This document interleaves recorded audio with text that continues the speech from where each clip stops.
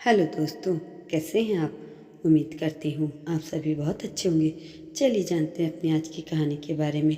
तुम्हें आज रात मेरे साथ आना होगा, कितना लोगी। रतीक ने हल्की आवाज़ में जवाब दिया और खुद को उस अंधेरे रास्ते पर चलने के लिए फिर से तैयार किया, जिसे वह चाहकर भी छोड़ नहीं पा रही थी। रतिका भी इस पेशे में नहीं आना चाहती थी। एक छोटे से गांव से आई थी। उसकी ज़िंदगी में सपने और उम्मीदें भरी थी। उसने बड़े शहर में एक अच्छी नौकरी के लिए कदम रखा था, लेकिन किस्मत ने उसका साथ नहीं दिया। शहर की चकाचौंध में वो धोखा खा गई और एक दिन उसे नौकरी से भी निकाल दिया गया। धीरे धीरे उस पर कर्ज का बोझ भी बढ़ता चला गया। तब उसकी मजबूरियां उसे इस अंधेरे पेशे की ओर खींचने लगी, जहां हर रात उसे अपने आत्मसम्मान के टुकड़े करने पड़ते। हर रात नए लोगों से मिलने और खुद को खोने की यह मजबूरी उसे अंदर से तोड़ती जा रही थी। वह जानती थी कि यह रास्ता गलत है, लेकिन उसके पास और कोई विकल्प नहीं था। अपने परिवार की आर्थिक मदद करने और अपने छोटे भाई की पढ़ाई का खर्च उठाने के लिए उसने अपनी खुशी और सपनों को कुर्बान कर दिया। वह किसी से अपने दिल की बात कहने का हौसला कभी नहीं जुटा पाई। वह यह बात अच्छे से जानती थी कि समाज उसकी मजबूरी को समझने के बजाय उसे नीची नज़रों से देखेगा।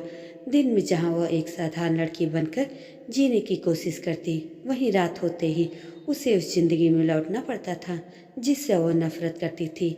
अपने दिल को पत्थर बनाकर, अपनी पहचान को छुपाकर वह हर रात उन सपनों को मार देती जो एक हंसी खुशी जिंदगी की ओर जाते थे। उसकी हर सांस में एक न जाने वाली बेचैनी थी और हर सुबह एक नया दर्द लेकर आती थी।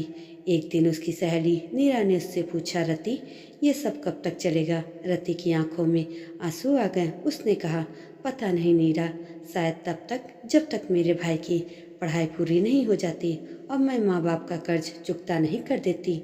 शायद कभी खत्म हो जाए ये मजबूरी, पर अभी तो हर रात ये बोझ उठाना पड़ेगा। रति की जिंदगी में प्यार, अपनापन और एक सुरक्षित भविष्य का सपना अधूरा ही रह गया।